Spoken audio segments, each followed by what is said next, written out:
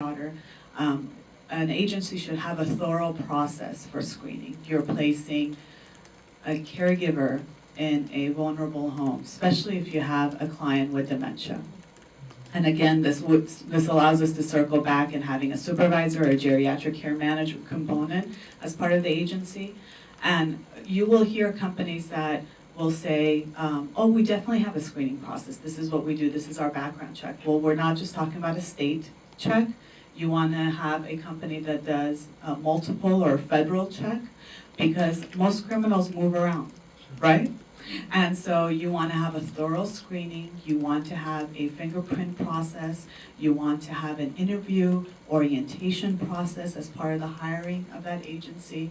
There should be training, mobility skills training. If there are transfer capabilities, you have a client who is in need of transfer, post-surgery, in and out of the bathtub, the agency is there to provide that additional service. This is why the spouse cannot do it. So those types of trainings, those questions should be thoroughly asked. And no one is immune to being taken advantage of.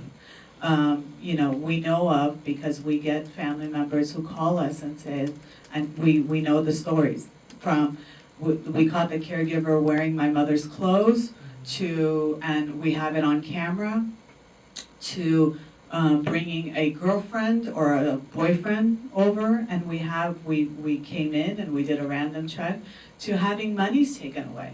And you have someone there who builds a relationship with an elderly person, and that elderly person feels, if I say something, there may be some retaliation, or I may lose this bond or friendship. It really puts them in an awful, awful situation, and they're not vulnerable. Some of the most intelligent people that we know of, professionals, have been taken advantage of.